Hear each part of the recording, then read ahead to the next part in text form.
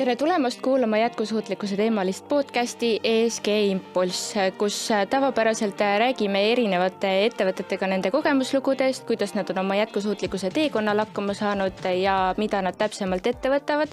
Siis kui eelmisel korral oli meil külas Marika Taal, kellega rääkisime siis aruandlusest ja CSRD-st siis üleüldises pildis, siis täna liigume võib-olla natukene sinna jalajälje suunas ja räägime Green Deali asutajaga Hans Christian Vellinguga. Ma kohe ütlen ära, et tegelikult asutajaid on veel, mis ei ole üldse, sa ei pea üldse kurvastama. Et asutajaid on 4 asutajaliiget ja mina siis tegevjuhi rollis. Ühe asutajana? Viis asutajaliiget koos minuga, et mina olen siis nii-öelda sisserändaja, et nii-öelda täitsa mõtte algatajad. Mina seal juures 100% ei olnud, aga see, millest me nüüd nagu räägime, see toode kui selline, see on tegelikult meil juba 3. iteratsioon, ehk siis 3. pivot, et selles suhtes. Aga kui me nüüd Green Dealist räägime, siis millega Green Deal täpsemalt tegeleb, et sa rääkisid, et see on nagu 3. Aga mis sellele eelnes, kus te sellele ideeni jõudsite? Tahaks kõike teada. Jaa, nüüd ma saan arvatavasti rääkida nagu väga pikalt. Kõigepealt, millega Green Deal tegeleb. Green Deal tegeleb, ütleme, kõige lihtsamas vormis siis ettevõtete nii-öelda jätkusuutlikumaks muutmisega, aga muidugi seal on erinevad twistid, ehk siis tegelikkuses läbi Green Deali teenuse või Green Dealiga koostöö on võimalik siis ettevõttel oma jalajälge, mida ta ei suuda maja sees alla viia, siis meiega koos nii-öelda, et on insettimine ja offsettimine, millest me kindlasti täna räägime pikemalt. Aga meie oleme siis see partner, kes aitab tema jätkusuutlikkuse eesmärke saavutada, tema ESG eesmärke saavutada, siis just eesmärke. Ja mõningatel puhkudel võiks öelda, et ka lihtsalt nii-öelda anda loodusele tagasi. See on siis just ettevõtete puhul, kes tegelikkuses kas veel ei tegele ESG aruandlusega või ei hooli nii-öelda offsettimisest kui sellisest, siis on ka tegelikkuses ju võimalik lihtsalt luua oma süsinikupark, ehk siis sa istutad terve hulga puid ja lihtsalt tunned ennast hästi sellega, et sa seda tegid nii-öelda. Aga peamiselt on see ikkagi siis jalajälje vähendamise eesmärgil ettevõtetele, kes on juba tegelevad ESG poolega, on võtnud oma jalajälje, vähendavad oma jalajälge aktiivselt ja siis näevad või on aru saanud faktist, et sa ei suuda mingit netonulli saavutada ilma, et sa teeks ettevõttest väliseid tegevusi ja siis tuleb mängu tegelikkuses Green Deal. Aga kui paljud ettevõtted on pöördunud teie poole siis just nagu selle sooviga, et hakkavad nüüd oma jalajälge vähendama, aga selle asemel, et siis nii-öelda selle insettimisega rohkem tegeleda, siis võtavad kohe teilt?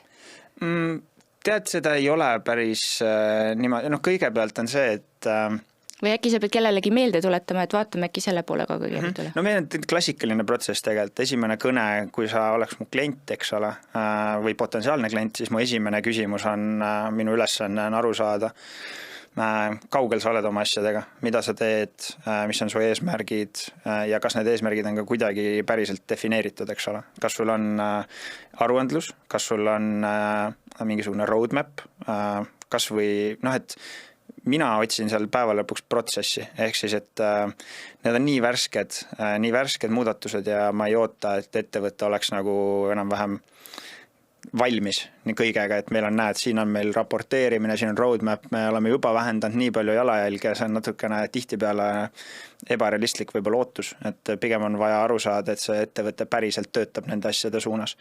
Et see on niikuinii esimene samm.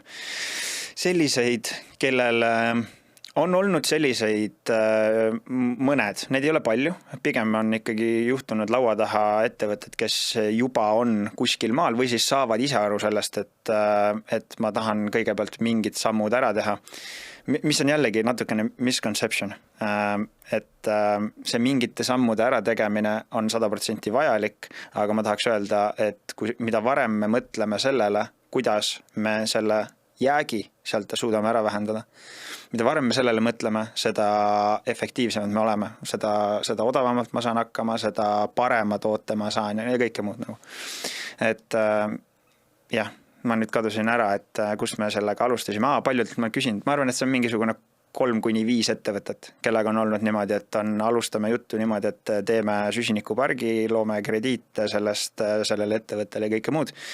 Aga siis lõpuks tuleb hoopis minu pakkumine neile on see, et okei, et me võime seda kõike teha, aga me ei saa seda teha sellises offsetimise võtmes enne, kui on nagu samm X, eks ole. Et neid ei ole väga palju, sest väga paljud ikkagi, kes meieni jõuavad juba on nagu asjaga tegelemas. Seda on tegelikult hea kuulda, sellepärast, et kui ma ühel konverentsil siin mõnda aega tagasi käisin, siis sealt just tuli see küsimus, et kuidas siis nagu täpsemalt on, et millal see offsetimine insettimisega asendub, et tegelikult siuke... Ei, see on läbiv teema, ma rääkisin hiljuti ühe siis Euroopa ettevõttega ja siis väga suure ettevõttega, kes rääkis mulle täpselt sellist sama juttu, et nemad on viimased circa 5 aastat öelnud, et nad on süsinikuneutraalsed, eks ole, aga tegelikkuses ostnud lihtsalt offsette ja nüüd on juhtkonnas tekkinud see muutus, et okei, et me võime seda öelda ja me võime endiselt offset osta, aga me peame päriselt nagu tugevaid pingutusi tegema ka selleks, et jalajälge vähendada. Et see on teema, aga ma tahaks öelda, et see on ka natukene nii-öelda paisutatud süsteem. Et see on tegelikult süsteemi, me peame see kõigepealt nagu süsteemist endast rääkima, eks ole. Et ma tahaks öelda, et kogu see offsetimise teema on minu vaatest või minu silmis tegelikkuses geniaalne kapitalistlik viis, kuidas panna ettevõtted omavahel võistlema selleks, et muuta selle tulemusena loodust siis nii-öelda, ütleme paremaks. See on väga lihtsustatud viis, aga nii on kõige lihtsam. Ehk siis minu silmis täiesti geniaalne viis. Ehk siis me teame, et kapitalistlikult ettevõtted tahavad leida erinevaid nii-öelda jõuõlgu, kuidas olla üksteisest tugevamad, paremad, kuidas klientidele silma jääda, mis potentsiaalsele kliendile meeldib ja kõik muu, eks ole. Ja jätkusuutlikkus ilmtingimata on üks asi, mis tarbijale väga meeldib ja millest tarbija väga hoolib. Nüüd, et see siduda sellega ära, et kõik, kes nii-öelda panustavad, et nad saavad päriselt oma jalajälges vähendades, see tegelikkuses loob väga palju lisaväärtust. Aga nüüd on just see, kuhu me oleme jõudnud natukese nagu praeguseks või siis isegi mõni aasta tagasi, nüüd see juba tundub, et on muutumas, ongi see, et kui me offsetime ilma, et me teeksime midagi ise, siis see tegelikkuses töötab kogu eesmärgile vastu jällegi. See on ka põhjus, miks näiteks me Green Dealis täpselt sellist protsessi kasutame, ehk siis, et kui sa päriselt ei inseti ja sa ei tee oma jalajälge ja kõike muud, siis oma süsinikuparki luues ja sealt krediite nii-öelda tootes sa ei saa öelda, ei tohi öelda, et ma olen nüüd süsinikuneutraalne. Et jah, see on nagu üks meie nii-öelda klausel. Ja te jälgite ka seda siis väga nagu täpselt? Muidugi. See on peamiselt kohandub Green Claimsiga, siis Euroopa Liidu direktiiviga, eks ole. Et me kindlasti, see on me nägime tegelikkuses, sa enne küsisid seda teekonda, vaata. See läheb selle teekonnad looga kokku. Ehk siis me tegelikkuses alustasime sellest, et nii-öelda esimesed asutajaliikmed siis nägid, et ja see on ka nii-öelda motivatsiooni või inspiratsiooni teema, eks ole. Et nad nägid, et erametsad on kehvasti majandatud ja küsimus oli see, et nagu mis on tegelikult nagu õigesti või nagu mis on hästi, ehk siis süsiniku perspektiivist just. Läbi selle mindi Tartu Ülikooli, Maaülikooli ja Tallinna Ülikooli siis teadurite juurde, et nii-öelda püstitada see küsimus, et ehk siis mida tegema peab ja mingisuguse 2,5 aasta töö tulemusena saime me metsamajandamise metodoloogia ja süsiniku kalkulaatori, mida me arvasime, et me kasutame siis koostöös erametsa omanikega, ehk siis, et anda neile paremad tööriistad, majandada seda metsa siis efektiivsemalt, siduda rohkem süsinikku, kui ta muidu oleks sidunud ja siis luua sealt krediidid, ehk siis lühikese nimetusega impact forestry. aga oli selles, et me nägime, et selle metodoloogiad ja kõik asjad ei hoidnud väga vett nii-öelda meie enda silmis, ehk siis meie tunnetus oli see, et kui me praegu teeme seda, siis on väga suur risk, sest 3 aasta pärast on seadustikud ja metodoloogiad hoopis teistsugused, mis tähendab, et meie esmased siis projektid on natukene sellised rohepesumaigulised asjad, mida me kindlasti ei tahtnud, et see juhtuks, eks ole. Ja siis me hakkasime seda nii-öelda seda sama infrat ja seda sama teadmist ära kasutama ja mõtlema, kuidas saaks läbi selle nii-öelda selle päris väärtuse tuua turule. Ja me nägimegi, mis nii-öelda mind kõige rohkem inspireeris vaadates süsinikuturgu oli see, et millest ma enne rääkisin, see nii-öelda mudel, ehk siis mulle väga meeldis see mudel, ehk siis kuidas on pandud süsteem nii-öelda ettevõtted toimima süsteemi sees, ehk siis, et regulatsioon on kohanenud süsteemiga ja mõelnud, kuidas selles süsteemis oleks võimalik saavutada see tulemus, mida me tahame saavutada. Aga oli selles, et turg on väga toores ja väga noor, mis on toonud olukorra, millest, kust ka see küsimus ka natukene tuleb, eks ole, et meil on nagu tohutult palju olnud projekte siis arenevates riikides või arengumaades ja need on pehmelt öeldes küsitava kvaliteediga, eks ole. Peamised küsimused, läbipaistvus ja siis päris lisandväärtus, ehk siis, et ja muidugi siin on viimasest ajast väga palju häid näiteid sellest, et ettevõte ise isegi ei saa aru, kus ta need projektid on, mis seal toimub, palju see midagi sidunud on või kas sa üldse midagi teinud on, eks ole. Ehk siis see oli see, nagu kus klikkis ära, et kuule, et siin on nagu päris võimalus teha midagi päriselt väga hästi ja läbi selle luua see väärtus täpselt nende samade tööriistadega nii-öelda, mis meil on. Ja sealt me alustasime, et jah, väga pikk vastus, et küsimusena ma isegi ei mäleta, mis küsimus enam oli. Ei oligi see, et kuidas me liikusime sujuvalt edasi alguse teemale. Just. Aga kui te nüüd endale need maad, asjad kõik valite, te ei ole ju maalappe ise kokku ostnud, et te teete seda koostöös kellegagi või kuidas sellega on? No meie väga suur tugevus sellel turul ongi infrastruktuur, ehk siis Green Deal kuulub Scovest Network ettevõtete gruppi. Seal selle grupi ettevõtete alla kuulub näiteks Eesti Metsameister, kes on üks Eesti, kui mitte kõige rohkem metsatehinguid teev ettevõte, ehk siis sealt kaudu on meil väga hea ligipääs tükkidele, et aru saada, mis on turu seis, kuidas me saame, kust me saame, mis kvaliteediga saame ja nii edasi. Sinna kuulub Eesti taimekasvatus, mis on Eesti minu andmetel suurim erataimla, mis toodab üle 4,4 miljoni taime aastas. Sinna alla kuulub Eesti metsahaldus, kes teeb siis istutustöid ja majandamistöid. Ehk siis see, et meil on need käe-jala juures selline võimekus annab meile ühtepidi väga kiire reageerimise ja ta teeb meie jaoks kõik asjad kordades lihtsamaks, ja kliendi jaoks tähendab see minimaliseeritud riski, sest olukorda, et ma ei tea, ma ütlen, et loome septembris süsinikupargi, aga kasetaimed on otsas, sellist olukorda põhimõtteliselt ei saa tekkida, sellepärast et jällegi me saame seda väga selgelt mõjutada, eks ole. Ja nende tükkidega me ei osta. Kogu protsess hakkab pihta sellest hetkest, kui klient ütleb, et nii, Hans, meil nüüd võtsime otsuse vastu, et tahame luua süsinikupargi ja ideaalis ta veel ütleb, et näed, minu jalajälg on näiteks, ma ei tea, 5000 tonni. Ma näen, et 2040. aastaks näiteks ma jõuan umbes 1000 tonnini. Nüüd või siis 2030. või 35. Seal pole vahet. Ja nüüd tema eesmärk ongi sellel ajal, kui tema on arvatavasti oma eesmärgini jõudnud, et siis see süsinikupark offsetiks tema selle jalajälje, mida tal ei ole võimalik enam alla viia. ja nüüd sellest hetkest hakkab kogu asi pihta, siis me hakkame otsima maad, tegema igasugu neid nii-öelda analüüse, sellepärast et rohumaadel ei ole boniteediklassi ega kasvukohatüüpi, mis mõjutab väga palju seda, mis puud me saame istutada või mis puid, sest monokultuur üldiselt see ei ole, aga olenevalt, milline on see ümbruskaudne ökosüsteem. Et et sealt see hakkab kõik pihta.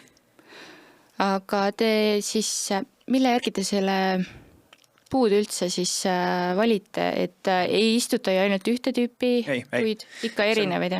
Sellega on niimoodi, et kogu protsess hakkabki pihta sellest rohumaa valikust.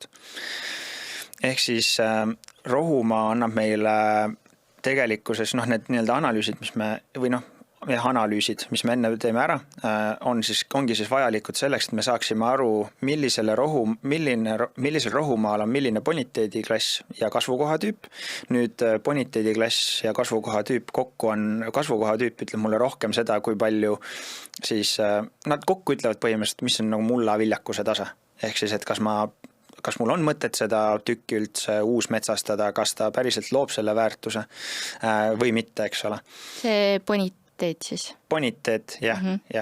No mõlemad kokku päeva lõpuks, et kasvukohatüübile ka näiteks, et meie esimesed pargid olid kuivendatud angervaksa, kuhu üldiselt istutatakse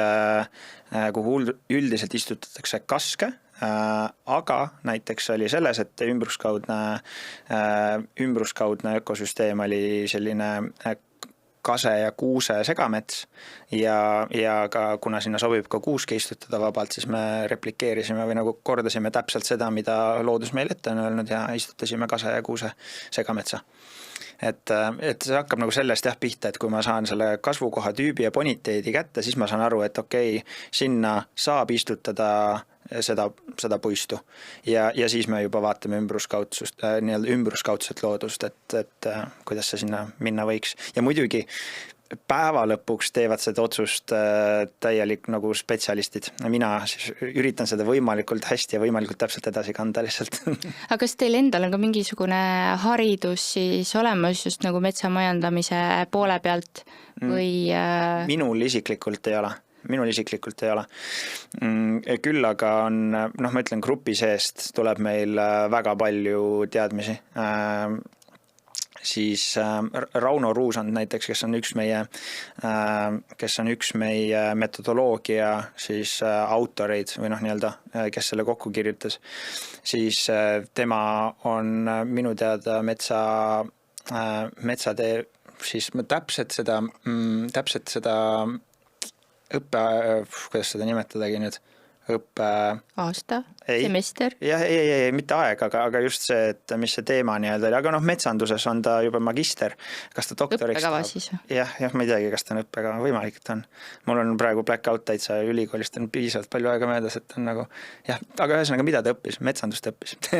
ja seal juba magister, et meil on maja sees väga palju teadmisi. Kui ma kahtlen milleski, siis ma pöördun kas ideaalis Maaülikooli mõne teaduri poole või keegi, kes meie metodoloogiat või kalkulaatorit tegi, eks ole, et meil on maja sees väga palju teadmisi, pluss väga palju kogemust päriselt nii-öelda põllult, ehk siis teoorias on, me teame, et teooria ja praktika on sellised asjad, et teooria annab sulle ideaali ja praktikas sa saad teada siis, kuidas ma seda siis päriselt praegusel hetkel rakendada saan, siis kogu pundi peale on seal üle 50 aasta metsanduskogemust, mis annabki tegelikkuses väga hea tausta selleks, et teada, mida teha ja sinna kõrvale me siis üritame haakida võimalikult palju selliseid uusi teadmisi. Aga see on ka üks asi, mis ma näen, et hetkeseisuga, et kus me saame väga palju juurde panna puhtalt läbi selle, et meie võimekus või me ise kasvame, läbi selle meil tekib võimekus seda teha. Et see on kindlasti üks tulevikuplaanidest, et omada ka maja sees sellist, tahaks öelda, et väikest nii-öelda researchi poolt. Et kui me ühel või teisel määral edukad oleme, siis see kindlasti tekib ka. No see researchi pool annab tegelikult ühel hetkel võib-olla ka selle, mitte võib-olla, vaid isegi kindlasti selle lisandväärtuse sinna juurde ja sealt tekivad need innovaatilised, veel innovaatilisemad lahendused. Ja kindlasti, sest ma ütlen, võimalusi on hästi palju, meie kuidas ma ütlen, põhjanael on see, et me tahame istutada 100 miljon puud. Täpselt nii lihtne ongi. Kuidas me seda parasjagu teeme, on lihtsalt võimalikult et see oleks võimalikult tõhus loodusele ja et samal ajal see oleks ka äriliselt tõhus, sest muidu ei ole võimalik midagi lihtsalt teha, et taevast puid sadama ei hakka kahjuks. Aga kui ettevõte tuleb nüüd teie juurde ja ütleb, et tal on vaja tonni jagu oma CO2 siis vähendada, kust sealt see arvutus tuleb nüüd, mitu puud siis on vaja täpsemalt istutada? No kõigepealt ma tahaks ära mainida selle, et kõik need ennustused on vähem täpsemaid ja on täpsemaid. Päeva lõpuks toimub see asi pärast metsas, kui on, olgu see taksaator näiteks, kes teeb mõõtmised ja annab sulle need tulemused. Küll aga, mida me teinud oleme, on see, et meil on 2 tööriista. Meil on kõik erinevad metsad Eestis, erinevatel kasvukohatüüpidel ja boniteediklassidel ja erinevate siis puudega, eks ole, mida me oleme saanud mudeldada, mis tähendab seda, et me teame, kui palju mingisugune kasvukohatüübi ja boniteedi ja puuliigi kombinatsioon siis ajalooliselt seob. Ehk siis see annab meile mingisuguse keskmise, millega me suudame arvestada. Ja siis sinna otsa on kalkulaator, siis, mida me oleme natukene nagu reverse engineering, pannud teistpidi tööle. Mis kalkulaator siis? Sama süsiniku kalkulaator, millest ma rääkisin, mis on siis Maaülikooli, Tartu Ülikooli allüksusega, meil on ilmatuma pikk nimi ja siis Tallinna Ülikooli teaduritega koos tehtud. Ja sellega siis arvutate välja selle puude koguse kuidagi? Ongi, et täpselt, et me teame selle kombinatsiooni põhjal me põhimõtteliselt saamegi aru, et kui palju siis mitu hektarit metsa teeb selle töö ära nii-öelda ja siis me teame, kui palju puid on kõige efektiivsem istutada siis hektarile. Siin on jälle huvitav asi, mis minu jaoks oli väga põnev uudis, et üldiselt kunagi, just hiljuti käisin ühel väga põneval kohtumisel ja tuli siuke info, et kunagi nõukogude ajal istutati hektarile mände 8000 tükki. Praegu standard on umbes siuke 2000 sinna auku. No ta varieerub olenevalt, aga circa 2000. Ja minu siuke maamehe loogika kunagi, enne kui ma üldse Green Dealiga liitusin, oli kogu aeg see, et mida rohkem puid sa istutad, seda parem. Aga tegelikkuses on, kui sa ületad mingisuguse piiri, siis ta on vähem efektiivsem ja kui sa ei saavuta mingisugust piiri, on ta vähem efektiivsem kui see üks keskpunkt, mis on seal hetke info põhjal ongi seal enam-vähem 2000 taime kandis. No kogu seda istutusala ja metsa tuleks ju tegelikult hooldada ka. Kas te ise hooldate seda või selleks on täiesti ise teete? No selles suhtes Green Deal vastutab selle eest, et aga mina, istutusürituse me panime täitsa oma 2 väikse käega püsti või mitte 2, siis kõigil oli 2. et aga nagu väga väikse pundiga päeva lõpuks. Aga kõik sellised metsahooldustööd on ikkagi meil siis metsahalduse kanda, aga Green Deal selle eest 100% vastutab muidugi. Et kui me kliendiga lähme tehingusse või kokkuleppesse, partnerlusse, siis see on üks osa, mida me siis lubame. Ja see on ka üks selline põhiline faktor, mis ma tahaks öelda, et eristab meid pea kõigist süsinikuprojektidest. Ma ei tea, jällegi, minu teadmise põhjal oleme me ainukesed, kes lubavad siis meie keeles süsinikuparki, aga lihtkeeles metsa siis majandada terve tema elutsükli, mis annabki selle selle kindluse, et see asi on päriselt seal, et kui näiteks jällegi meil on hea näide nüüd tuua esimeste parkide poolt, ongi see, et meil parkide loomine algas kuskil veebruari lõpp, märtsi algus, kus me hakkasime tükke otsima, tegema neid analüüse, siis aprilli keskel toimusid eeltööd, ehk siis selle pinnase ettevalmistamine. 27. aprillil oli istutuspäev, sellele järgneval nädalal käisid siis professionaalsed istutajad veel kord selle tüki kõik üle, ehk siis istutasid kõik kenasti täis, nii et kõik taimed saaksid istutatud.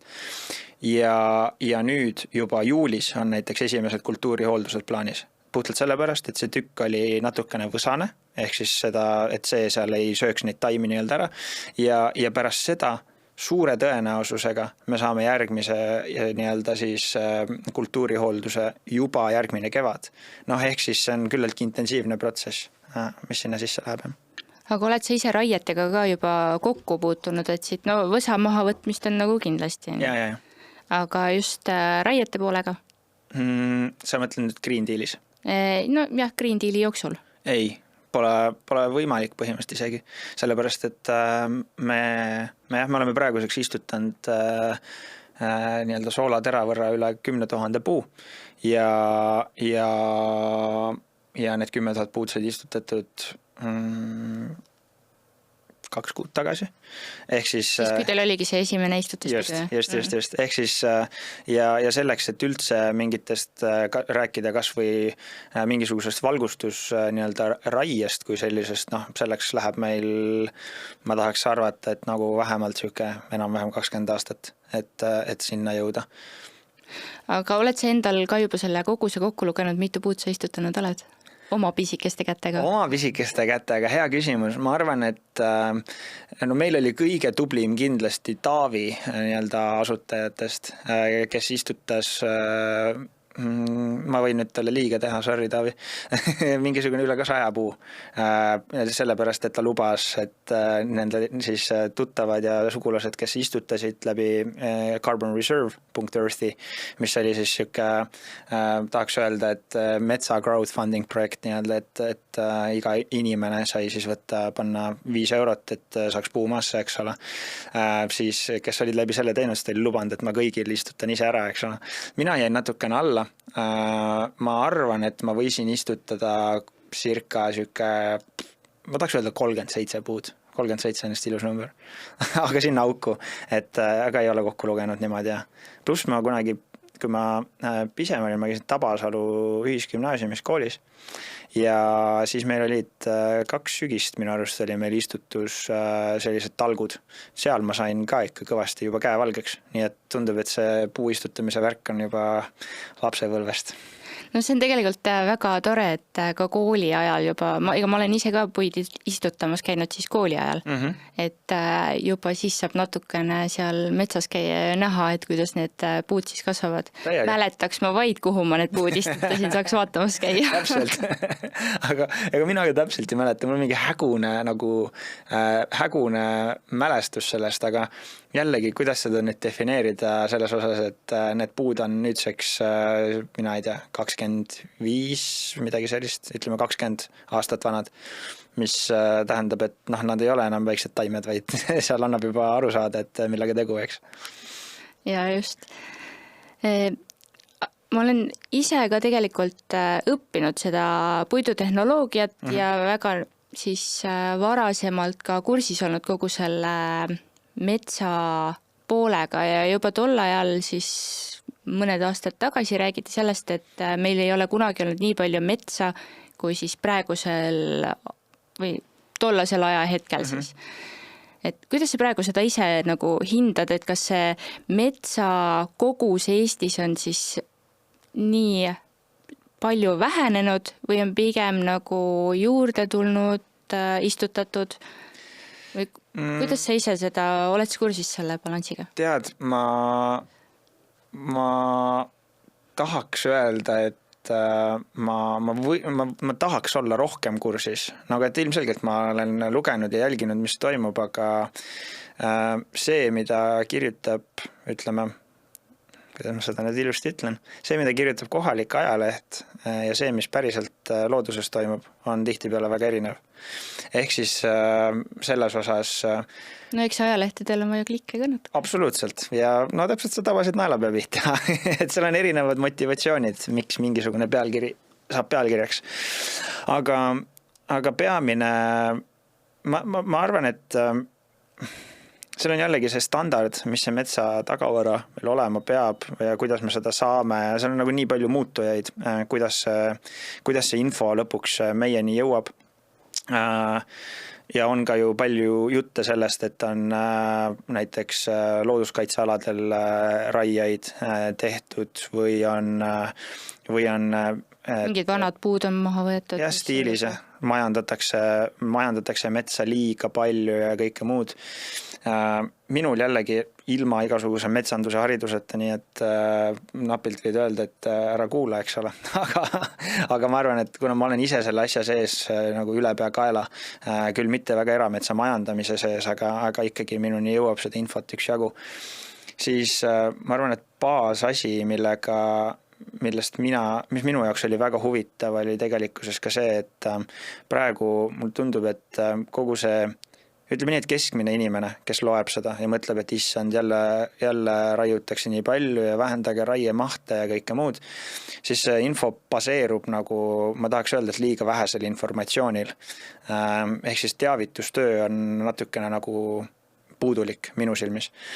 Ja hea näide on see, et suur enamus nendest metsadest, millest me praegu siin käsi kokku lööme ja ütleme, et nii tore ja hoiame neid, mida peabki hoidma ilmselgelt, on istutatud Nõukogude Liidu aja selline, ütleme nii, et 40-ndad, 50-ndad, 60-ndad seal augus.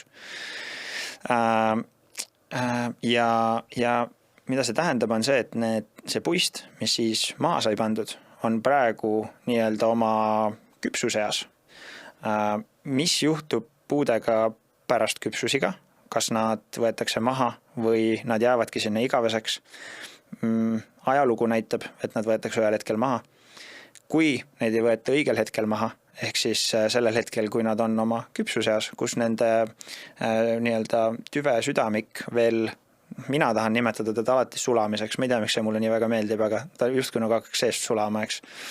Siis ta enam selliseks materjaliks ei sobi, nagu see laud, vaid siis ta läheb pelletiks ja siis me põletame ta ära, mis minu arust on ülimalt kurb. Ehk siis mina näen, et sellist arvestust täpselt jällegi, et nagu praegu täiesti loomulikult minu silmis, jällegi, kellel on teine informatsioon ja kuulab seda podcasti, siis palun helista, kirjuta ja räägime sellest pikemalt. Aga jällegi see on puhtalt see pool, kus see on miski, millega tuleb arvestada lihtsalt ka regulatsioonides. Mitte ainult sellepärast, et mingisugune grupp karjub hästi kõvasti, et ärge tehke loodusele liiga. Et me ei tohigi loodusele liiga teha ja me ei tohigi tarbida rohkem, kui me suudame luua, sellepärast me peamegi rohkem looma. Aga neid otsuseid tegema endiselt nagu teadlikult. Mitte selleks, et saada valitud või et jääda pukki või et teenida rohkem raha või midagi sellist.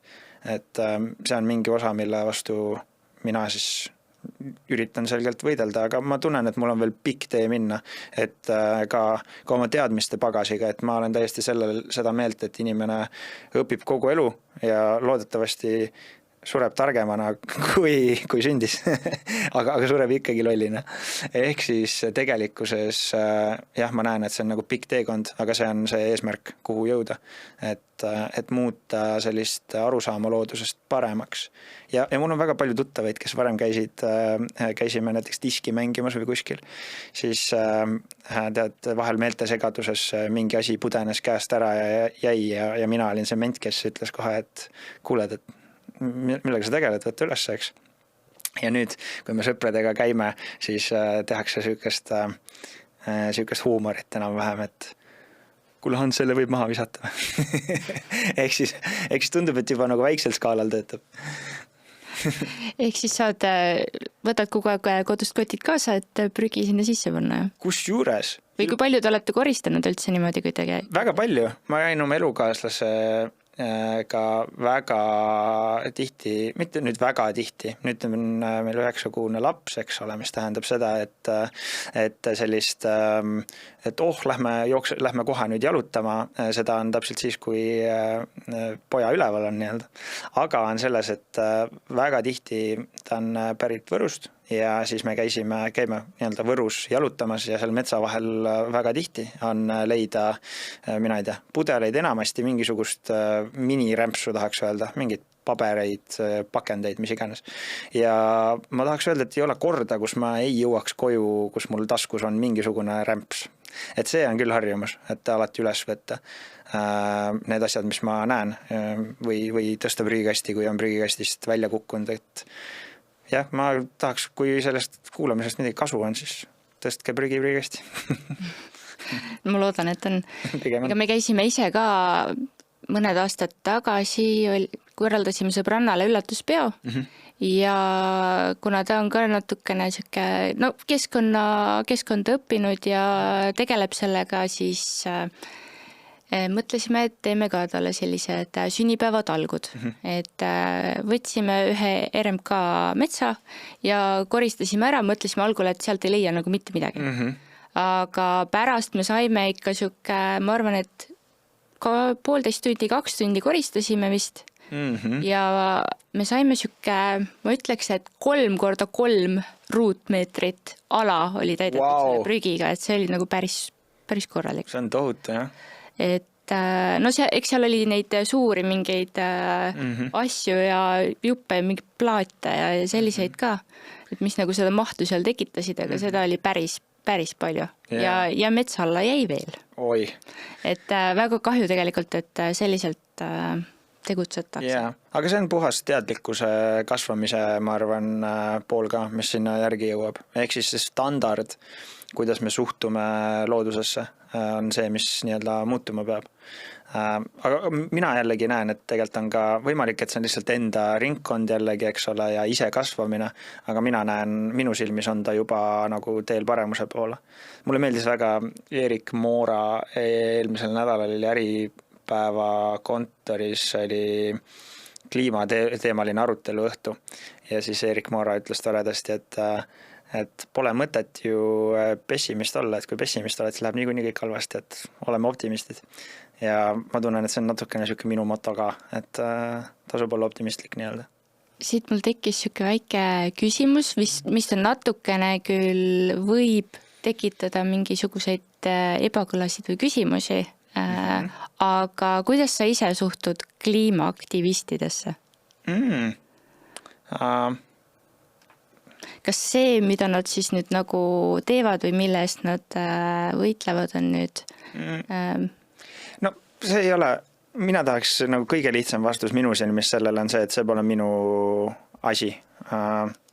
See pole minu asi öelda, kas nad teevad, see, mis nad teevad, on õige, vale, hea, halb, mis iganes. Et nemad seisavad selle eest, mida nemad tulihingeliselt usuvad või arvavad uskuvat või tahavad uskuda. Ja kui nemad tahavad selle eest seista, siis see on nende õigus.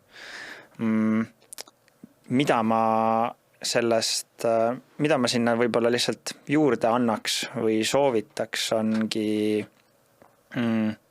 vaadata, nii-öelda harida ennast võimalikult palju. Ehk siis, et olla avatud, isegi kui nüüd üks kuulaja on suur kliimaaktivist, kes ütleb, et ühtegi puud ei tohi maha võtta, või siis, et ma ei tea, puuistutusprojektid on kõik suvaline rohepesu, sellest pole mingit kasu, eks ole, siis jällegi mina tealt seda arvamust ära võtma ei hakka, küll aga ma soovitan olla avatud teistele vaatenurkadele kui sinu enda oma, ja päriselt analüüsida, kas see teine, mida sellest asjast on juurde võtta. Et selliseid silmaklappidega karjujaid, need ajavad mul kananaha ihule. Et kui sina oled täiesti teist arvamust kui mina, ma hea meelega kuulan sind ja räägin suga, aga kui sa oled silmaklappidega karjud ja siis see minu arust on rumalus. Ma näen seda küllaltki palju, sellist väga vokaalselt väikest minoorset gruppi, mis aga jällegi, ma arvan, et see tegelikkuses päeva lõpuks on see edasiviiv jõud, sest kui nemad suudavad olla vokaalsed, siis teoreetiliselt suudavad ka olla teised vokaalsed. Et jah, niisugune poliitiliselt korrektne vastus. Ma just tahtsin öelda, et väga poliitiliselt korrektne, aga väga hästi põhjendatud. On sul üldse tulnud mingisuguseid kirju või mingisuguseid ütlemisi selle kohta, et te tegeletegi rohepesuga? Tead, kusjuures väga ei ole. Mul tuleb ette kohe üks, kes oli läbi ühe siis läbi carbonreserve.earth ja meil tegime sellise otsisime väga palju koostöid, eks, kuna me opereerisime minimaalsete kulutustega, siis me otsisime väga palju selliseid käsipeseb kätt lahendusi ja üks selliseid väga toredaid ettevõtteid, kõigile soovitan jällegi, teen siin tasuta turundust praegu korrastuskunst, siis korrastuskunsti eestvedajale Marile tuli kiri selle kohta, kui ta jagas meie story't nii-öelda ja öeldi, et see vaatasin sisse ja see rohumaade metsastamine tegelikkuses on ju puhas rohepesu, sest rohumaad seovad ju ka süsinikku. Ja see on nagu ainukene, mis mul meelde tuleb. Ja mis sa selle vastu ütled? See on nagu, minu jaoks on selline naljakas. Ma ütlen ausalt, et ma nagu lugesin seda, see pani mind muigama, mul ei teki seal nagu mul ei teki sellisegi mõtte kohta, et kas seal on nagu, kui suur see iva on. Kindlasti ma ei räägi absoluutselt sellest, et meil ei pea või ei tohiks olla ühtegi rohumaad, lihtsalt rohumaa pärast. Neid on ja neid peab olema 100%. Küll aga jällegi see näitab minu jaoks nagu lühinägelikkust. Seda, et ma arvan, et see pealiskaudne info, mis ma suutsin endale talletada, on päriselt tõde. Mis on, esiteks on see minu jaoks nagu inimlikult rumal suhtumine. Aga kui me räägime rohumaade sidumisest, siis ilmselgelt nad seovad süsinikku, aga sügisel, kui läheb külmaks ja päike enam ei käi nii kõrgelt ja siis me teame, et rohumaad ka tihtipeale muutuvad natukene hallikaks. Kui nad muutuvad selliseks hallikaks ja närtsivad, siis eritub sealt süsinikku. Ehk siis ta on süsiniku ringluse koht. Sul ta seob suvel, kui ta on roheline ja toimub tugev fotosüntees, kõik lendab. Aga kohe, kui läheb külmaks, siis kindlasti mulda sealt midagi jõuab, aga suures pildis on ta lihtsalt nagu mulla hingamise süsteem. Et see on, minu silmis jabur väide lihtsalt. Elu, täpselt. Aga sellepärast see mind ka naerma ajab, et see ongi elu, et ütlen, igal ühel on õigus oma arvamusele ja selle kohta on üks äge ütlus, aga ma ei ütle seda praegu. Pärast siis kuule. Ja kui palju on veel mingeid selliseid eksiarvamusi, mida sa kuulnud oled selle kohta? No üks asi, mis on väga tihedalt käib läbi, ongi just see metsastamise projektide osa. Et võtame kas või hiljutiselt väga populaarne siis radarisaade, eks ole, mille nii-öelda alus, vähemalt nii nagu mina sellest aru sain, selle alus, siis öelda, et uus metsastamise projektid ja süsinikuprojektid on nii-öelda halvad või töötavad süsteemile vastu justkui või nagu, et seal ei ole midagi head. Päeva lõpuks põhines sellel, kuidas need projektid üles ehitatud on.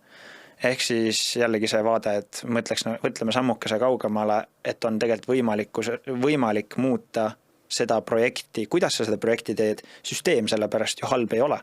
Ehk siis täpselt see sama osa, et jah, süsinikuprojektid, ärge ostke süsiniku krediite, sellepärast et see tähendab seda, et ettevõtted ei tee ise tegevusi. Mis on nagu, miks siin ei või olla nagu ühte ja teist, miks me nagu räägime ultimaatumites nii-öelda.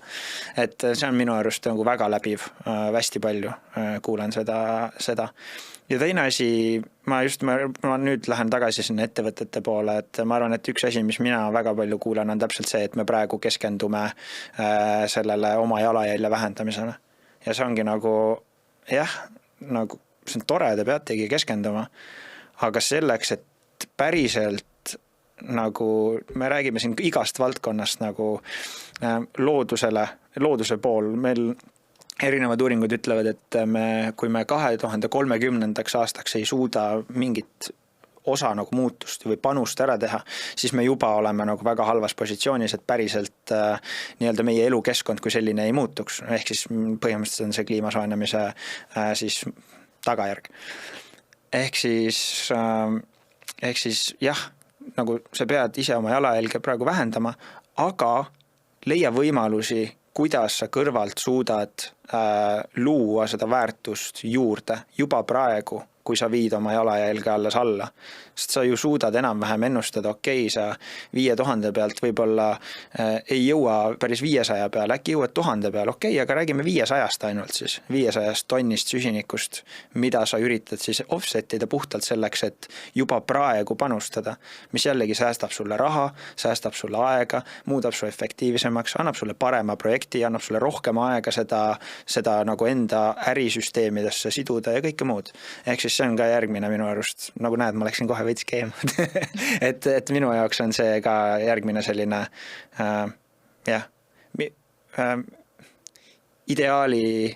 ideaalist erinev situatsioon, ütleme nii. Eks need ole kõik need hetked, kus tahakski rohkem harida ja teadlikkust kasvatada. Et ega seda ESG poole pealt on täpselt samamoodi näha, et vaadatakse ainult kui siis mõttetut kulu, üleliigset, aga samas seal taga on nii palju neid erinevaid võimalusi ja ka riskide haldamine, ma ütleks, et paraneb tunduvalt, kui ikkagi vaadata natukene sinna kestlikkuse poole. Jaa, huvitav statistika ESG aruandlust tegevate ettevõtete osas on see, et S&P 500 siis ettevõtted, kes siis on rakendanud ESG raporteerimist ja sellist nii-öelda jätkusuutlikust mõtteviisi. Ma võin nüüd numbriga mööda panna, seda tuleks üle kontrollida kindlasti, aga minu arust oli ma ei julge öelda numbrit välja, aga nii-öelda teadmine oli see, et nende siis käive on nii-öelda proportsionaalselt palju suurem kui teiste S&P 500 ettevõtet, ehk siis jällegi seal mõõdeti seda rakendamist ja seda muutust siis ajas. Väga põnev tegelikult. Ma võin otsida üles selle ja saata sulle pärast. See on väga äge research. Ma mingi aeg kasutasin seda ka meie presentatsioonides, aga sellepärast on mul nagu hästi meeles, aga ma ei ole mõnda aega seda vaadanud, nii et see on natukene hägune juba. Väga põnev, võtaks endalegi kasutusele. Muidugi, võta. Kuidas sa enda tulevikuplaane ise hindad või siis Green Deali omi just? Jaa, Green Deali... nüüd ma vaatasin sa vaatasid seda logo ja nüüd vaatasin ma seda logo. Minu arust on üliäge logo. Madisele tahaks aitäh öelda, äkki Madis kuulab ka kunagi. No kui niisama ei kuule, siis pead suunama. Küll, täpselt. Aga ühesõnaga tulevikuplaanid, üks suur eesmärk on meil selgelt kogu aeg silme ees, me seame endale väga suuri eesmärke, on 100 miljonit puud, mis on tegelikkuses ainult väike kübekene Euroopa Liidu 3 miljardist puust 2030. aastaks, mis on nagu nende eesmärk. Ehk siis see on nagu kindlasti üks asi, mis kogu aeg terendab silme ees. Kui me võtame, et startupina me tegelikkuses opereerime küll, me unistame suurelt ja pikalt, aga opereerime väikestes ajatsüklites, eks ole. Et siis esimesed eesmärgid tegelikkuses on just oma veebi ja kommunikatsiooni parandamine, sest see on väga suur osa tegelikkuses heast nii-öelda süsinikuprojektist, et anda seda informatsiooni, kui me praegu näiteks saadame raporteid PDF kujul, eks ole, siis me tahame need raportid viia nagu sükesesse nagu ägedasse veebi, et sellel ettevõttel on nagu lihtne, kohe kiire, tal on hea seda nagu kasutada ja tal on päriselt ülevaade, et nagu sa ei pea otsima seda PDF-i, vaid sa avad selle veebilingi ja puja olemas. Sealt edasi septembris on meil plaanis järgmised istutusüritused, avada järgmised süsinikupargid, mis on nagu selge eesmärk, et saada need pargid kokku. Jällegi tasuta reklaam, aga meil on piir, me panime maksimaalselt siis 5 parki me rajame. ja tahame need lukku saada selliseks nagu juuli, ütleme ideaalis juuli keskpaika, aga reaalsus on see, et see pigem on juuli lõpp, augusti algus, sellepärast et inimesed puhkavad. Aga me saame vajalikud ettevalmistused juba varem teeme ära nii-öelda. Ja jah, ma tahaks öelda, et need on sellised nagu lühiajalised ja pluss muidugi nagu värbamine, et meie tiim, me suurendame tiimi, et oma suutlikkust jällegi kasvatada ja tõsta. Kui palju teil praegu on inimesi? Praegu on 5 inimest ja tegelikkuses väga nii-öelda suure enamuse jaoks on see selline projekt, mis on millegi kõrvalt, et nagu teeme selleks, et teha ja tagasi anda ja sellest midagi päriselt luua nii-öelda, eks. Ja nüüd me otsime tegelikkuses endale müüki inimesi, kes et lihtsalt jõuda rohkemat ettevõteteni, saada rohkemat informatsiooni, läbi selle informatsiooni kas siis päriselt nii-öelda müüa ja saada tulemus või siis saada infot selleks, et teha seda toodet veel paremaks. See on meie selline mentaliteet olnud läbivalt. Nüüd me peame tegelikult lõpetama hakkama, et see tunnika hakkab siin vaikselt täis tiksuma. Aga mis sul veel nagu mõttes mõlgub, mida sa tahaksid nüüd siis kuulajatele öelda, kuidas veel oma jätkusuutlikkust siis edendada, kuidas paremuse poole liikuda? Või ütledki lihtsalt, et tulge, teeme diili, lähme, offsetime. Ei, muidugi lihtne vastus on muidugi see, et kui sa oled nii-öelda, kui sa ei ole ettevõte, et sa oled eraisik nii-öelda, siis istuta puideks ja kui sa oled ettevõte, siis tule loome süsinikupargi. Aga mu tegelikult läbivam mõte, see on selline nagu, ma arvan, et läbivam mõte võib-olla on midagi sellist, et mis siin läbi käis ka, et inimesed oleksid kuidas ma ütlen, vaataksid suuremat pilti, käituksid sellele vastavalt, mida nad tahavad ja siis sellisel puhul usuvad.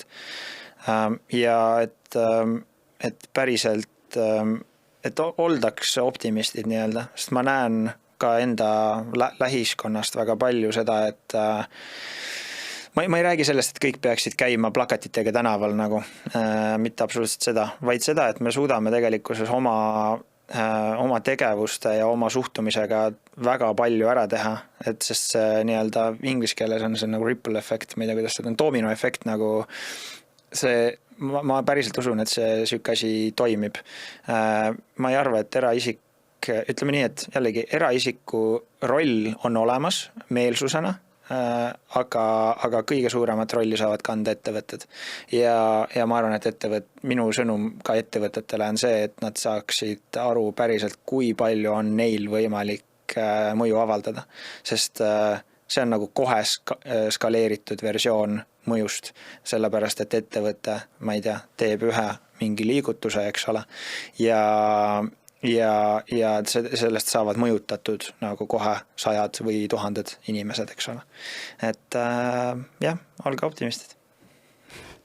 Ja istutage puid. No super. Aga kuule, aitäh, et tulid. Mul on olnud väga tore jutuajamine sinuga. Samad sõnad. Aitäh sulle. Ja aitäh ka kuulajatele ja kui see osa teile meeldis, siis olge head, vajutage siit ka subscribe või Spotify siis lihtsalt follow ja kutsuge ka sõpru ESG Impulsi podcasti veel vaatama. Aga näeme järgmises episoodis. Tšau!